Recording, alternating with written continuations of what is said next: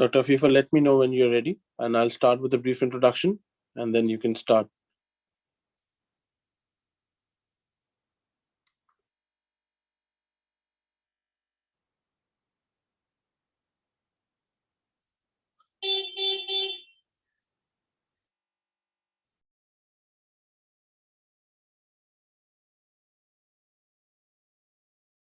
Good morning, everyone.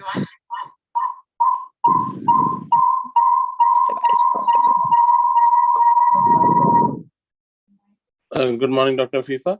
So, Dr. Afifa, I'm just going to start with an introduction, and then you can start. Are you Okay, ready? sir.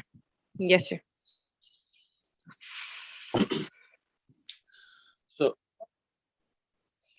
So I welcome you all to yet another session from the Residence Corner module. These sessions are arranged by the Department of Neurosurgery at Liaquat National Hospital. The idea behind these sessions were so that we can make an idea of 3D neuroanatomy, which is very important for neurosurgery. Our presenter today is Dr. Afifa. Dr. Afifa is Air 4 resident neurosurgery at Liaquat National Hospital, and she'll be discussing about the anatomy of posterior cerebral artery. Our expert panel today is Professor Tanveer Ul Haq. Dr. Tanveer is Professor of Radiology and Director of Interventional Radiology at Khan University Hospital. I thank you, Dr. Tanveer, for joining us and giving us your time. Thank you very much for inviting me. Thank you so much. Dr. Afifa, please start your session. Okay. Good morning, everyone. Today, I'm Dr. Afifa, and I'm a postgraduate trainee at Liaquat National Hospital. And today, the topic of our discussion would be the anatomy of posterior cerebral artery. So basically, we all know that the posterior circle of Willis, or the posterior circulation of the brain, constitutes majorly of the branches arising from the posterior cerebral artery and the posterior communicating artery. So posterior cerebral artery actually arises at the basilar bifurcation, and it is joined by the two posterior communicating arteries at the lateral margin of the interpeduncular cistern, which is encircling the brainstem, and it's going to be passing through the crural and the ambient cisterns to reach the quadrigeminal cistern, and it's going to be distributed to the posterior part of the hemisphere from there on. And this particular artery actually supplies not only the posterior part of the cerebral hemispheres, but it also sends critical branches to the thalamus, the midbrain, and other deep structures, including the choroid plexus and the walls of the lateral and the third ventricles, as we would be discussing in the coming forth slides. So one thing important about the origin of posterior cerebral artery is this, that embryologically, basically, this particular artery actually arises as a branch of internal carotid artery. But by birth, most of its origin is basically from the basilar artery. So we would be encountering a term called fetal PCA in the forthcoming slide. So this would be important when we would be discussing that concept. This was just a brief overview. So we know that the PCA can be located as far caudal as like around 1.3 mm below the pontomesencephalic junction, which is basically the junction between the pons and the midbrain. And it can be as far rostral up to the level of the mammillary bodies, which are basically located in the floor of the third ventricle and adjacent to it, which can obviously be elevated by higher bifurcation. This artery usually, like we discussed on earlier, bifurcates opposite the interpeduncular fossa, like we would see in coming pictures.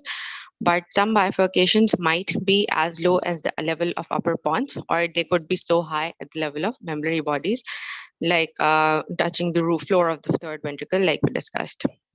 So basically, in this picture, this is basically showing the normal anatomy of a posterior circle of Phyllis. Here we can appreciate the two carotids on the either side, and the anterior cerebral artery as arising. This is basically our area of interest today. These are the two posterior cerebral arteries that are basically present at the interpeduncular fossa. Here they're arising as the bifurcation of the basilar, here as we can see here, and they are joined on their lateral side, on the either side, by the posterior communicating artery. So basically, posterior communicating artery actually serves as a connection between the anterior and the posterior circulation of the brain. Here, we can also see that there are certain perforators that are basically arising. Like we discussed, that PCA actually supplies deeper structures of the brain as well, like your thalamus, the midbrain. So here we can appreciate the thalamo-perforating arteries as they are seen here. Then there's a posterior choroidal artery which can be seen, which we would be encountering while we'll be discussing the other branches of the PCA in distribution of their segments. And we can also see here the third nerve, which is your oculomotor nerve, and the fourth nerve, the trochlear nerve. Why these two nerves are important? Because there has a significant relation with the posterior cerebral artery. The oculomotor nerve actually lies below the PCA. You would be seeing that as well. These are two memory bodies on the either side, and this is your posterior perforated substance via which these perforators usually enter from the PCA, and they tend to supply the deeper structures of the brain. So we were discussing about, sorry, wait. Like I mentioned earlier, that we would be discussing a concept called fetal PCA. So we all know that this is a complete circle of Willis. We can appreciate the two anterior cerebral arteries here rising from the ICA, the two MCAs on the either side, and we can see the posterior communicating arteries actually combining with the posterior cerebral arteries to actually complete the circle of Willis. Now here we can typically see, like we discussed, that the posterior cerebral arteries, they arise at the bifurcation of the basilar artery. So here we can see that, right? But here what we see is that we have an atretic segment of the posterior cerebral artery, and we see that there is a direct communication of the internal cerebral artery, and this is continuing down as the posterior communicating artery, and then further on continuing down as the posterior cerebral artery. So basically, in patients with the concept of fetal PCA is basically when you have direct origin of the posterior cerebral artery via the internal carotid artery. And in these patients, you're going to have a hypoplastic or an atretic segment of the P1 segment of posterior cerebral artery. And they're going to have a larger diameter of their posterior communicating artery. This we would be seeing in the forthcoming slides as well. So this is a picture of the fetal PCA. Why are we saying these are basically both on here? We can appreciate that the posterior communicating arteries on either sides, these are basically bilateral. This is a picture that is reflecting bilateral fetal posterior cerebral arteries. So here the diameter of the posterior communicating artery is actually much larger as compared to that of the posterior cerebral artery itself, which we can see here. So basically the segment of the posterior cerebral artery that is actually proximal to its communication with the PCOM actually is known as the P1 segment. And in patients where we have a smaller diameter of P1 segment compared with the PCOM segment, so we label that, and we can see obviously that these patients obviously, so this particular configuration of the vasculature is termed as having fetal PCS. Also, when you have fetal PCS, so the P1 segment tends to be much longer as compared to its original length in the normal vasculature. We would be discussing this in the forthcoming slides. The average length is around 7 mm, but in these patients, you can see a length of around 9 mm as well. So this was an MR angiogram that you can see, and here also we have a depiction of the bilateral fetal PCS that we can see. So here we have, this is your P1 segment, which compares atretic or hypoplastic, and these are the two posterior communicating arteries which have a much larger diameter as compared to the P1, and they are communicating and they're arising directly from the ICA, and they're continuing down as the branches of the posterior cerebral artery, providing posterior circulation. Similar is shown in this picture as well.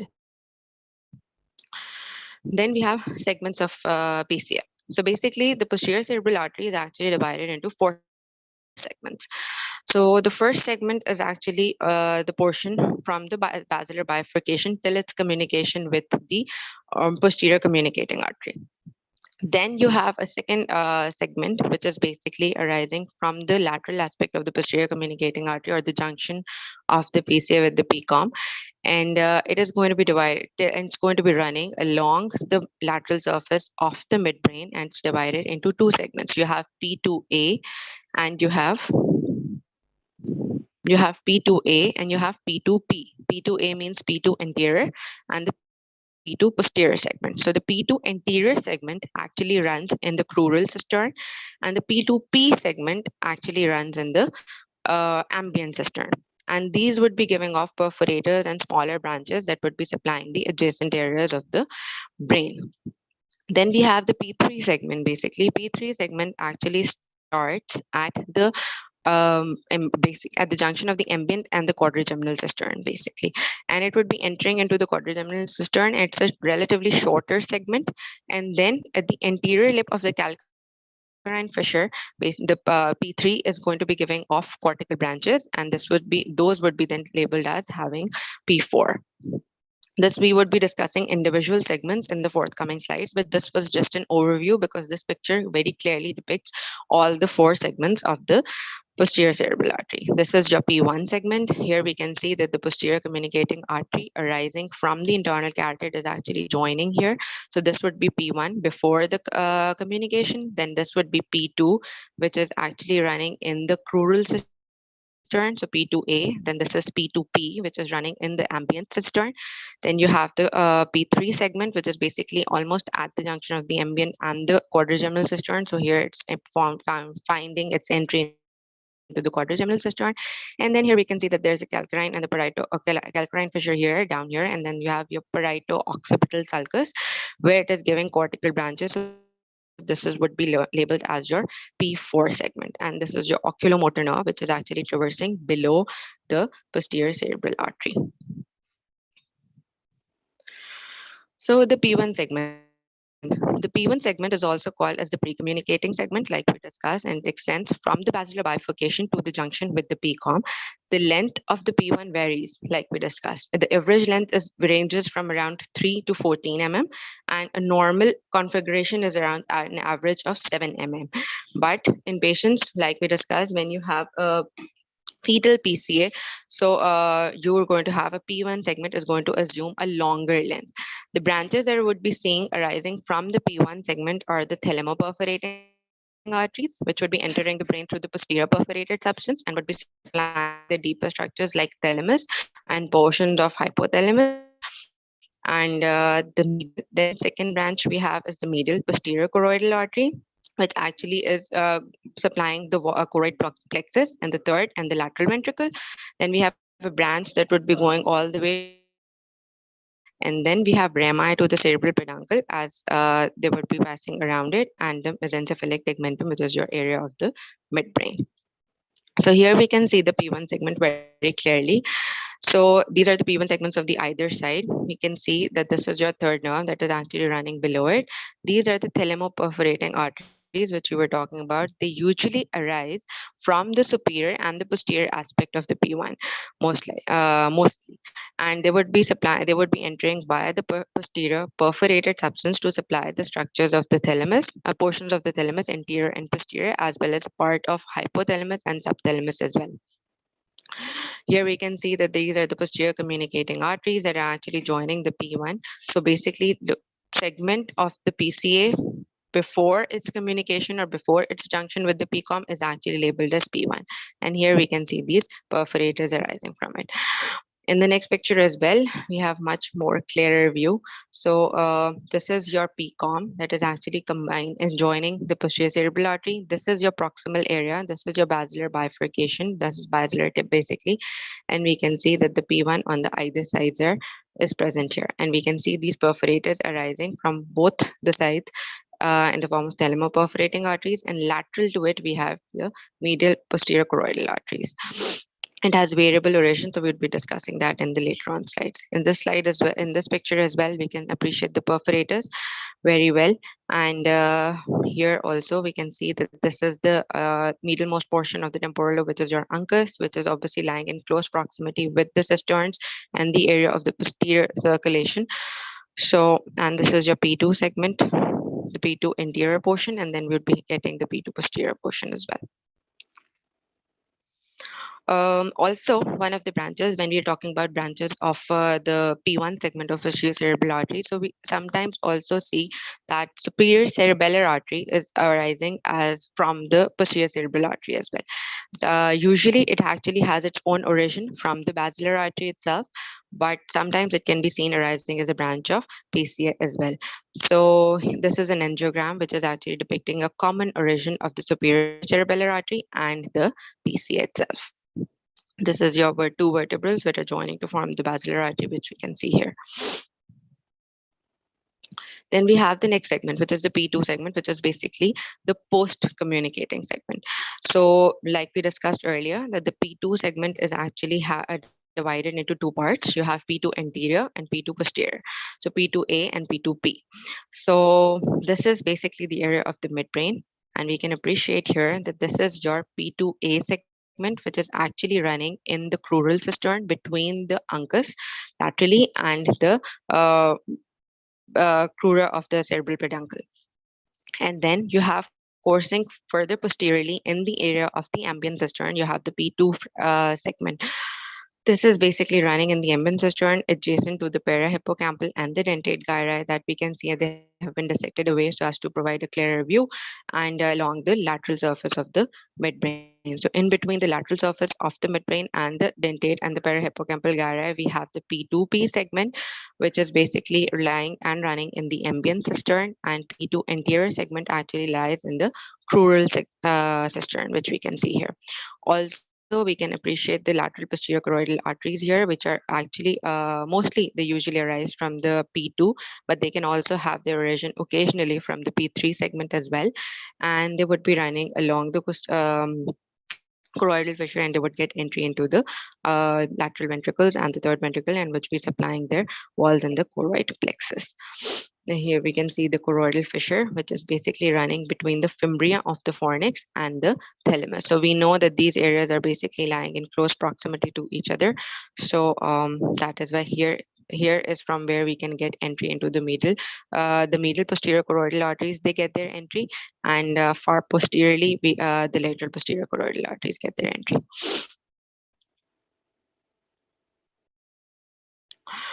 The branches from the P2A segment are the hippocampal, the anterior temporal, the peduncular perforating branches, and the medial posterior choroidal arteries.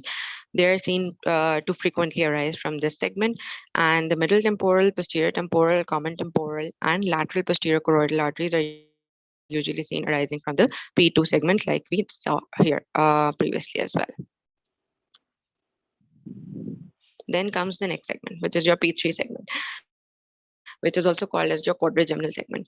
So this proceeds posteriorly from the posterior edge of the lateral surface of the midbrain and the ambient cistern to actually reach the lateral part of the quadrigeminal cistern, and it just ends at the anterior limit of the calcarine fissure.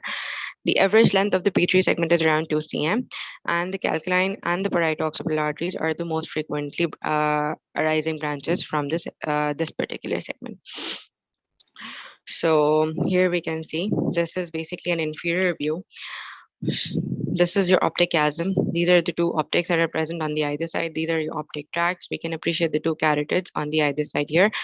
Then you can see the third nerve, that is your oculomotor nerve, which has again a significant relation with the posterior cerebral artery. It actually lies below it, and here we can see that this is basically the interpeduncular fossa, which we can because it has been dissected away, so obviously you cannot see, you can appreciate here. Then along the crura of the midbrain and the cerebral peduncle, you can appreciate the P2 segment, P2 anterior, and we can see medial posterior choroidal arteries actually getting their entry into the roof of the third ventricle. This is basically the roof has been since we're viewing from inferior, so we can actually appreciate that. So they're running along with the internal cerebral veins and the roof of the third ventricle. We can also see here the third segment, which you were talking about, which was our area of interest. That was the P3 segment. So this is basically the area where the three veins confluence together to form the vein of Galen, the two internal cerebral veins, and the vein of Rosenthal. This is the area of the quadrigeminal cistern, and this is the area where the artery that we have is the P3 segment of the posterior cerebral artery. So this is your third ventricle. This is your P2A segment along the crura, along the ambient cistern. You have the P2P segment, And this is the continuation of it at the lateral edge of the midbrain and the end, almost end and junction of the ambient and the quadrigeminal cistern. The P3 segment is arising and it's running in the quadrigeminal cistern, supplying the adjacent areas of the brain. And that is why it is also called as the quadrigeminal segment. And here we can see that it is actually giving off terminal branch in the form of a calcarine artery, which would be then labeled as P4 segment because it's a cortical branch.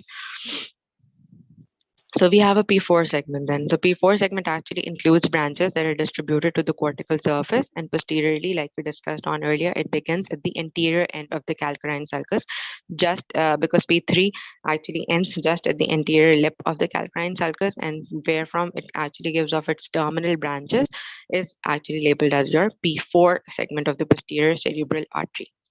So we can see here, this is your P3 segment, and then this is actually providing, this is your calcarine sulcus, this is your parieto-occipital sulcus, this is your calcarine sulcus that would be running here. So these are basically, this is your area of the cuneus and the lingula. So these cortical branches are the portions and are the parts of your P4. And this is P2P, which is running in the ambient. This is the P2A segment, which is actually running in the crural cistern. We can see the two carotids here, and this would be probably your interpeduncular fossa, where you can actually see the PCA arising, and from the basilar bifurcation. In this another picture, which is a much more medial view, and the brain has been retracted so as to appreciate this. So this is a parieto-occipital sulcus. It has been retracted, so you can appreciate the parieto-occipital artery, which is actually the branch of P3. And we can actually appreciate the calcarine sulcus here, and this is the calcarine artery, which is actually running along it. This is the lingula of the brain. This is your area of the cuneus. Here we can see the medial posterior choroidal arteries arising from the P2P segment. This is your P3, which is actually running in the quadrigeminal cistern.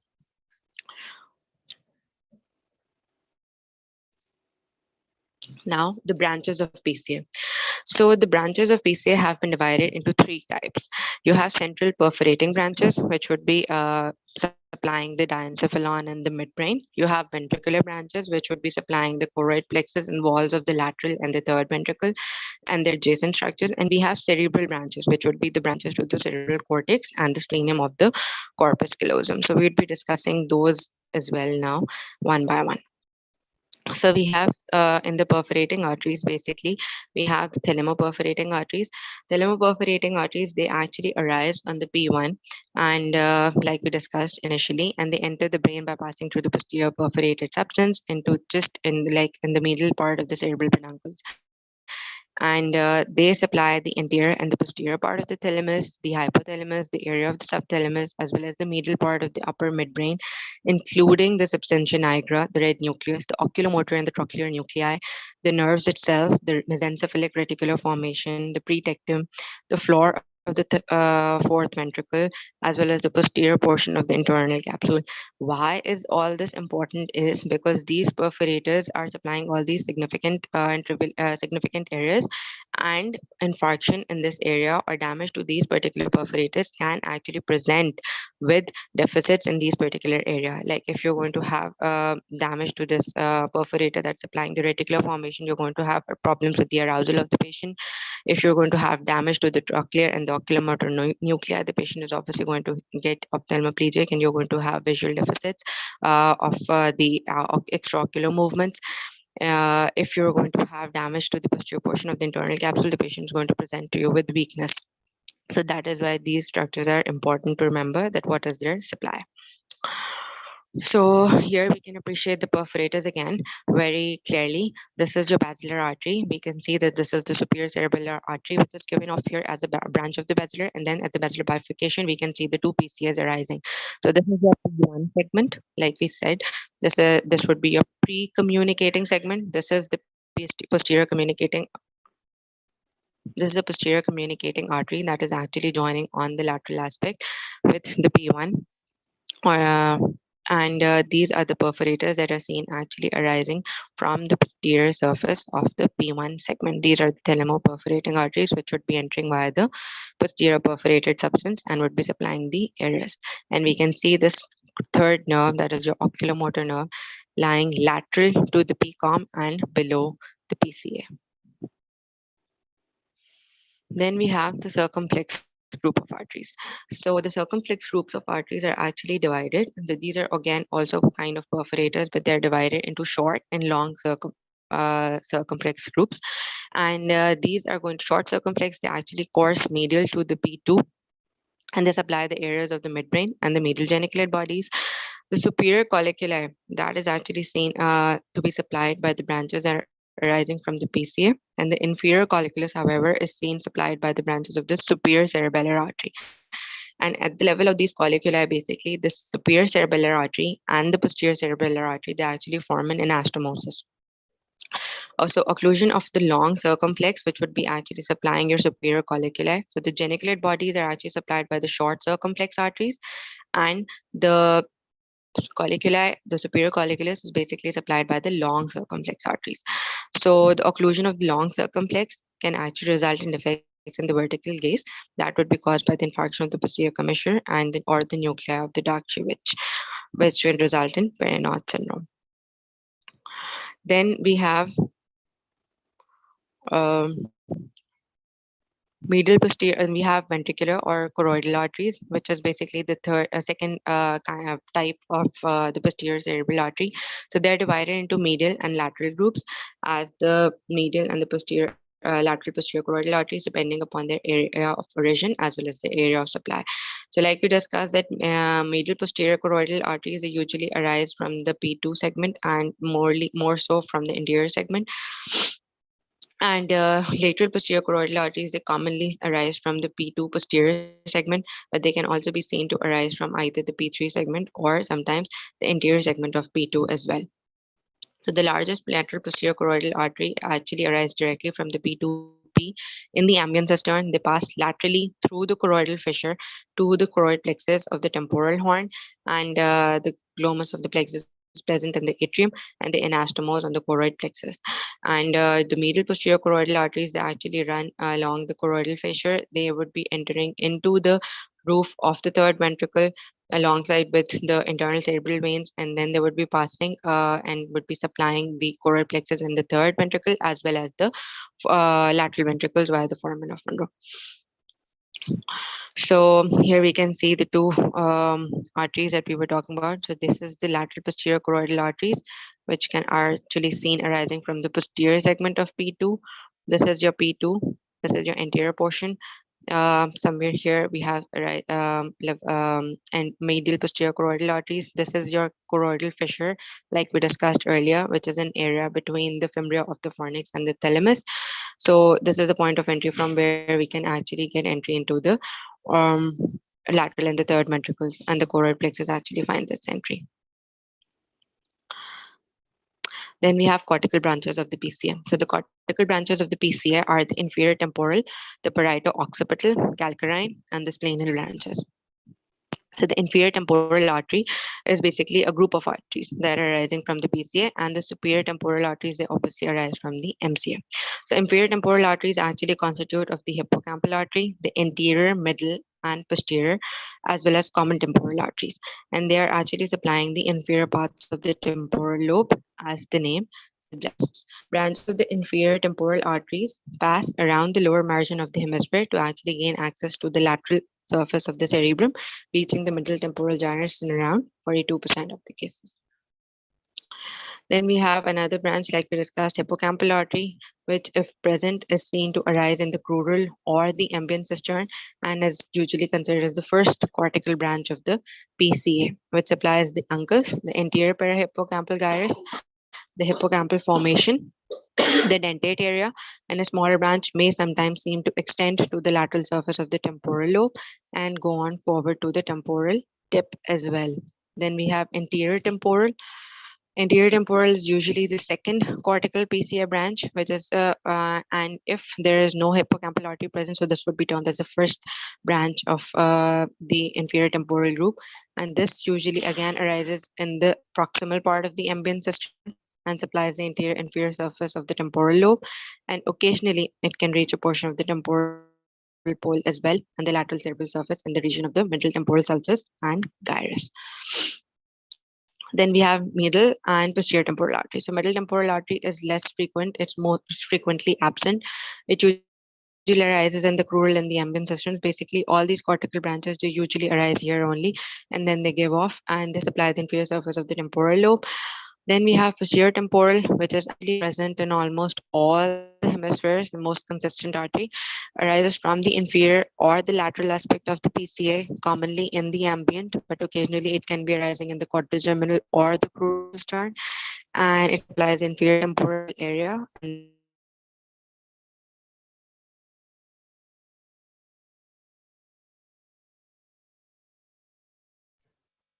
presentral area as well. Dr. Fifa, you're not audible. Have you? I think your voice is cutting in between.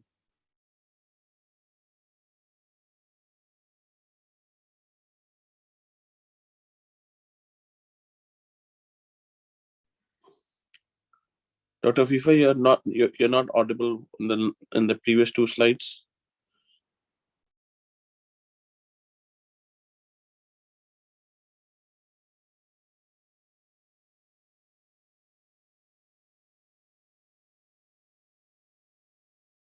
They basically the P3 actually concludes into two major branches, which is your parieto-occipital as your calcarine artery. So it arises as a single branch and it runs in the parieto-occipital fissure to supply the area of the posterior parasitial region, the cuneus area, the precuneus, the lateral occipital gyrus, and rarely it can supply the superior parietal lobule and the precentral area as well. Then we have calcarine artery, which actually again is a terminal branch of PCA and it's almost present in all the hemispheres and it courses within the calcarine fissure, as the name indicates, to actually reach up to the occipital pole, and it has branches that would fan out to the area of the lingual gyrus. And this is usually arising directly from the PCA in the quadrigeminal or the ambient cistern, but occasionally it can also occur as a branch of parieto-occipital artery. Splenial artery would be supplying, as the name indicates, it would be supplying the splenium of the corpus callosum, and it can seen to be arising from either the parieto-occipital, medial posterior choroidal, calcarine, lateral posterior choroidal, or sometimes posterior temporal arteries as well. The splenial arteries would anastomose with the branches of the pericallosal to actually just a few centimeters anterior to the posterior tip of the spine. Then we have the relationship of the third and the fourth cranial nerves, like we discussed on earlier. That relationship between the oculomotor and the trochlear nerves and the PCA and the SCA is very constant. The oculomotor nerve, like we discussed on earlier, is basically running below the PCA. Below the PCA and passes between the PCA and the superior cerebellar artery near the origin. And the trochlear nerve actually passes in between the two on the lateral margin. So when the SCA actually rises even as duplicate trunks, like two trunks, so the nerve again passes between the superior trunk of the SCA and the PCA, and the posterior cerebellar artery actually courses above the trochlear nerve. So we can see this relation here in the next picture. So this is your basilar artery, which is actually giving off the two posterior cerebral arteries. This is your posterior cerebral artery. This is your third cranial nerve that is actually coursing below the posterior cerebral artery. This is your fourth nerve that is actually traversing between the superior cerebellar and the posterior cerebellar artery. So these are the constant relationships that are present here, and that one should remember. Then we have a few pictures of the angiogram. So here we can see that this is basically your posterior communicating artery arising from the carotids. Like you can see here, this is the carotid. This would be your anterior cerebral arteries that are given there. This is your anterior communicating artery. This is your major internal carotid here. So these are the posterior communicating arteries, which are actually joining with the posterior cerebral arteries. This is your basilar tip. We can see here, this is the post communicating segment of the posterior cerebral artery, which is your P2 segment. So P2A and P2P, which is running in the crural and the ambient cistern. Then here at the tip, we can see in the area of the quadrigeminal cistern, this is your P3 segment. And then when it goes off to supply the cortical surface, occipital branches and the calcarine branches, these would be your P4 segment.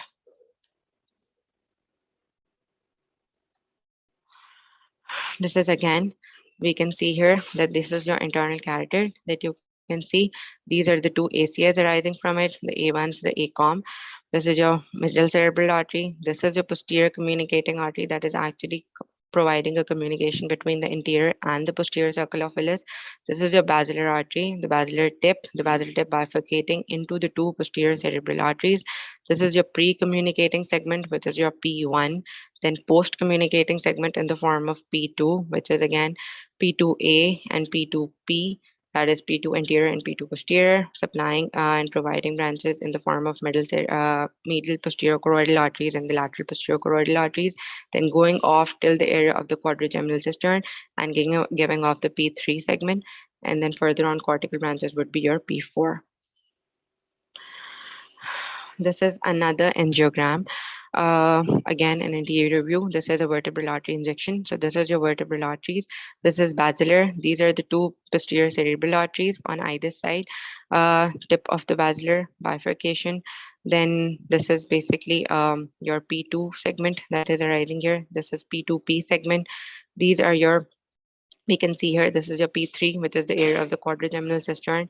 These are the cortical branches that you can appreciate here. This is your P4 segment. These are the in the midline, like we said, in the area of the ambient and the crural cistern, you have posterior and inferior temporal arteries and temporal branches that we can appreciate here. They're slightly smudged, so you cannot really clearly see them, but broadly the segments of the PCA can be very well appreciated in this particular picture. And here we can also see the superior cerebellar artery arising as an individual branch from the basilar. Another angiogram, the lateral view and an anterior view. So vertebral artery injection, this is your vertebral artery of the contralateral side as well. This is the ipsilateral side. They're joining to form the basilar artery. Here we can see this branch that is given off is your superior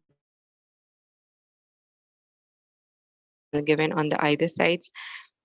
Then this is your P2 segments, that is post communicating segments. These are the PCOMs that are joining. So here, because it's a lateral view, it's not an anterior view. So again, this is a bilateral PCOMs that are joining with the posterior cerebral. So this area, it would be the midline area, which is like a very small segment. That would be your P1. Then post that would be your P2 segments. Then further on, when they're going to the area of the quadrigeminal cistern, this would be your P3, supplying the posterior areas of the brain and the area of the colliculi, and then you have your cortical branches in the form of P4. Here, this is an anterior view. So this is vertebral artery injection. This is your vertebral artery. Then you can actually see in the superior, this is the basilar joining with the opposite and contralateral side. You can see the anterior this is the anterior spinal artery, sorry, arising from the vertebral artery itself. This is the superior cerebellar arising from the branch, arising as a branch from the basilar. Then this is your P1 segment, pre-communicating segment of the posterior cerebral artery. This is your post-communicating segment, P2 segment, P2A, P2P, then P3s, and then these would be your P4. So similar picture again, P1, P2 segment.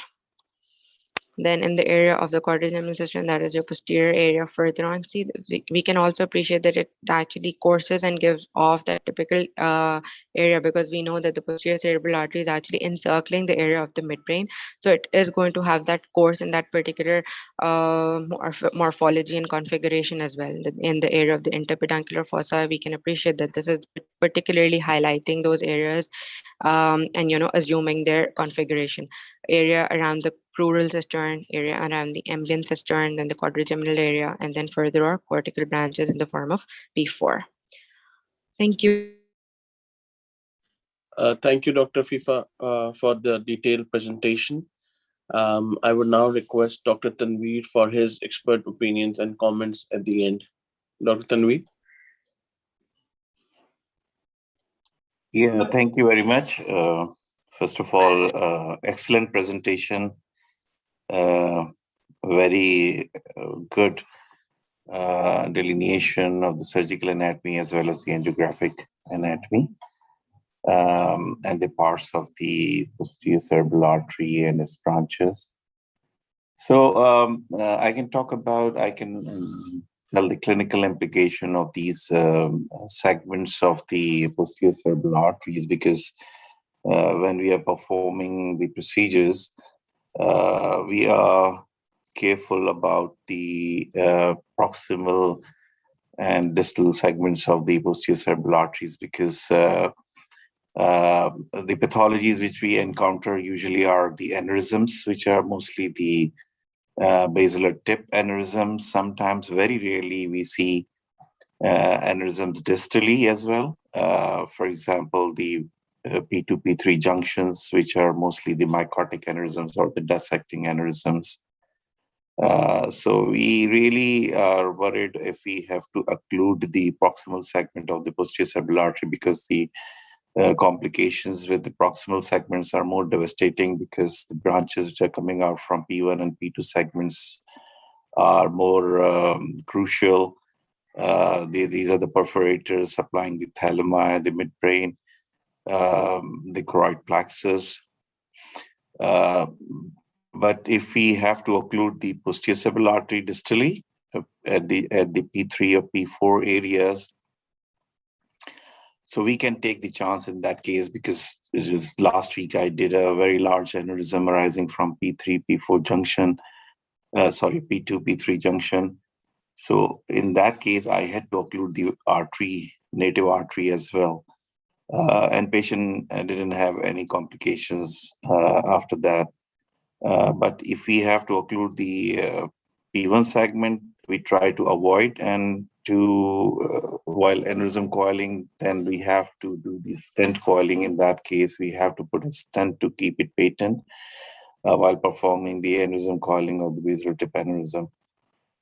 So, and we also have to look at the PCOM, whether this is fetal PCA or not.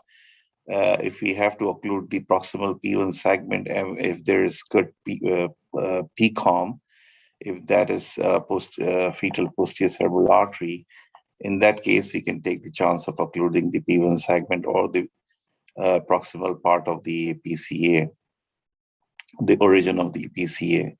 But if there is no PCOM at all, then we cannot take the chance. We have to keep it patent by putting a stent or by doing the balloon remodeling of the aneurysm coiling. So these are the very important aspects of the posterior cerebral artery, because the posterior occlusion, for example, the posterior stroke, can lead to hemiplegia, more devastating symptoms, rather than a distal occlusion of the posterior cerebral artery. Even while dealing with the posterior circulation stroke, we have to clean up the clot from the basilar artery. Sometimes they get fragment and goes distally. So if the posterior cerebral artery is completely occluded by that clot, so we try to take it out completely. But if there are distal fragments, tiny fragments, which goes into the distal artery, then we don't have any choice. We have to leave it. We can do the thrombolysis for those small fragments to clear that up, but most of the time we don't see any significant complications with distal occlusions. So these are few clinical aspects of the related to the anatomy of the posterior cerebral artery, which we have just seen a very nice presentation. Thank you so much. Thank you, Dr. Tanveer, for your expert opinion and valuable comments. I would like the participants, if they have any question, this is the time they can use the chat box and ask any question. If there are no questions, we would like to conclude the session. I again thank you, Dr. Tanveer, for joining us. We would like to have you in the upcoming sessions as well, because after this we will be doing cerebral veins. So, sir, if you agree, sure. So, if there are any questions, we would like to take that question from Dr. Tanveer or from Dr. Afifa. And next week we'll be finishing the rest of the posterior circulation, and then we will move on to the venous anatomy. Since there are no questions and we're already short on time, I would like to thank the participants, and especially Professor Tanveer, who gave us time and honored us with his presence. We'll meet you next week, same time. Thank you, everybody, for joining. Thank you, Dr. Tanveer.